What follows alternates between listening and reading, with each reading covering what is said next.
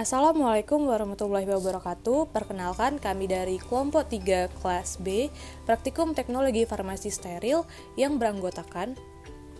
Jadi, di video kali ini kami akan membahas mengenai pembuatan infus.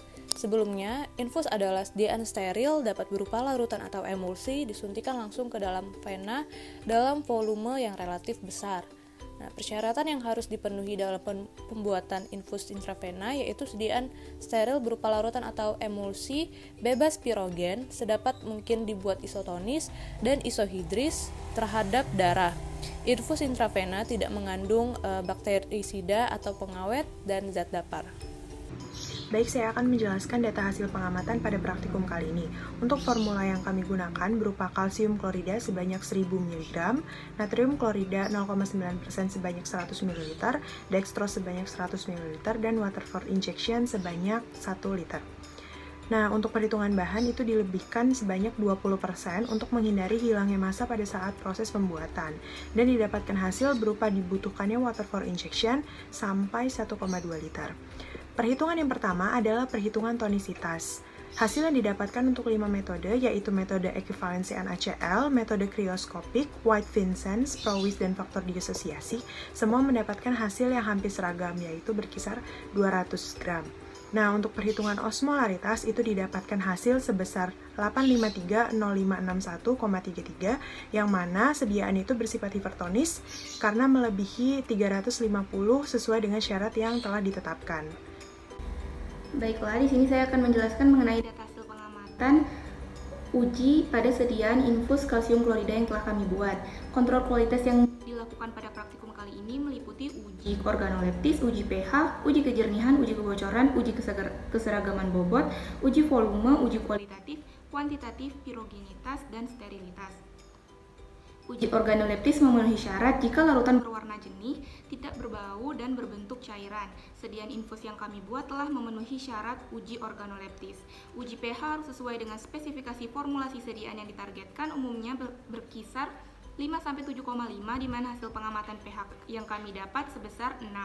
Sehingga sediaan infus kami telah memenuhi syarat uji pH. Begitupun dengan pengujian kejernihan yang mana sediaan infus kami juga telah memenuhi syarat uji kejernihan tersebut. Dari pengujian selanjutnya yaitu mengenai uji kebocoran, dianggap memenuhi syarat jika warna sediaan tidak berubah menjadi biru atau tetap tidak berwarna. Yang mana dari hasil pengamatan yang dilakukan menunjukkan sediaan yang kami buat telah memenuhi uji kebocoran di mana tidak terdapat perubahan warna. Kemudian syarat yang ditetapkan untuk pengujian keseragaman bobot adalah persen CV yang didapatkan harus kurang dari 10%, dan dari pengamatan yang kami lakukan persentase CV yang kami dapatkan sebesar 3,59%, sehingga sediaan infus kami telah memenuhi syarat. Uji berikutnya yaitu uji volume sediaan, yang mana sediaan infus kami tidak memenuhi syarat dari uji volume. Pengujian selanjutnya yaitu pengujian kuantitatif yang dilakukan dengan menghasilkan persentase kadar dari sediaan infus kami sebesar 92%, yang mana persyaratan yang ditetapkan terhadap kadar kalsium klorida dalam sediaan infus sebesar 99,1 sampai 107%, sehingga sediaan infus yang kami buat telah memenuhi syarat uji kuantitatif. Hasil pengujian kualitatif menunjukkan teramatinya warna merah dan adanya endapan putih, yang mana syarat yang berlaku adalah apabila sediaan infus kalsium klorida ditambahkan dengan metil merah, amonium hidroksida, amonium oksalat, dan asam klorida 3N, maka akan menghasilkan endapan putih, sehingga hasil ini menunjukkan sediaan infus kami tidak memenuhi syarat uji kualitatif. Pengujian selanjutnya yaitu sterilitas dilakukan dengan metode perhitungan ALT, yang didapatkan hasil pengamatan bahwa sediaan infus kami tidak memenuhi syarat uji sterilitas. Dan uji yang terakhir yaitu uji pirogenitas yang dilakukan pada 3 ekor tikus, yang mana didapatkan hasil pengamatan tidak ada seekor tikus pun yang menunjukkan kenaikan suhu lebih dari 1 derajat Celcius, sehingga sediaan infus kami telah memenuhi syarat uji pirogenitas. Baiklah, selanjutnya di sini saya akan menjelaskan mengenai pembahasan dari praktikum teknologi farmasi steril. Nah, jadi minggu ini kita melakukan pembuatan terhadap sediaan infus. Jadi pertemuan kali ini zat aktif yang digunakan untuk pembuatan infus berupa kalsium klorida, di mana khasiatnya itu sebagai pengobatan untuk hipokalsemia. Nah, Sediaan infus itu syaratnya itu harus aman, tidak boleh menyebabkan iritasi jaringan dan efek toksik. Kemudian sediaan infus juga sama seperti syarat sediaan lainnya, itu harus jernih, berarti tidak ada partikel padat yang melayang, kemudian tidak boleh berwarna. Dalam hal ini itu bila berwarna harus keadaan jernih. Kemudian sedapat mungkin harus isohidris. Jadi pH larutannya itu sama dengan darah dan cairan tubuh, yakni 7,4.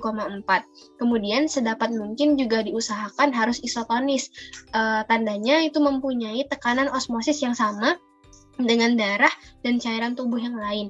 Nah, atau dalam kata lain, sediaan infus ini tidak boleh mengganggu keseimbangan atau homeostasis dari tubuh pasien yang akan diberikan perlakuan terhadap sediaan infus.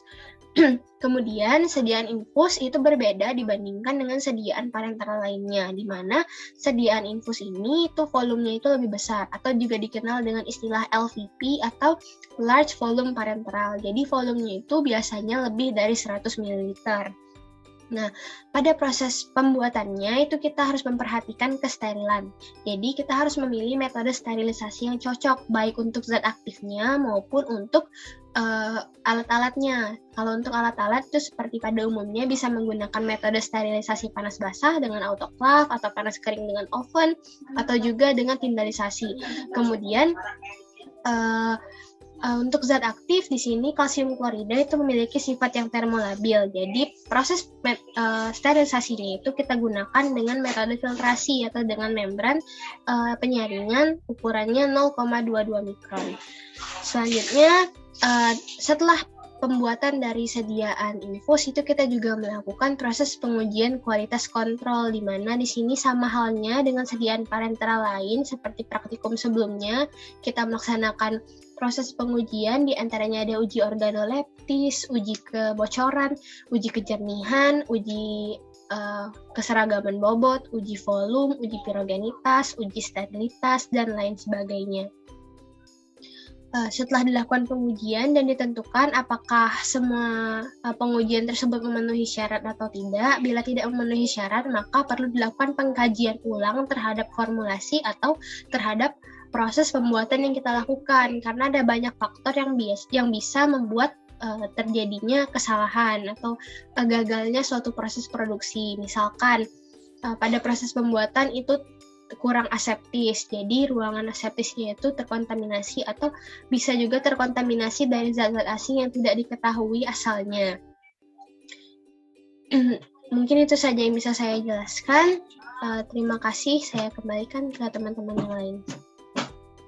Baiklah, berdasarkan praktikum pembuatan infus yang telah kami lakukan, maka dapat ditarik kesimpulan bahwa formulasi sediaan infus dilakukan dengan tahapan berupa preformulasi untuk menentukan zat aktif dan excipient yang cocok.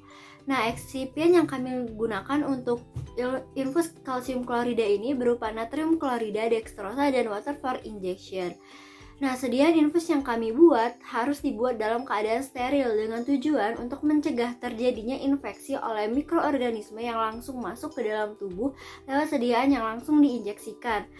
Nah, berdasarkan hasil evaluasi yang telah kami lakukan menunjukkan bahwa infus kalsium klorida telah lulus uji organoleptis, uji pH, uji kejernihan, uji kebocoran, uji keseragaman bobot, dan uji pirogenitas.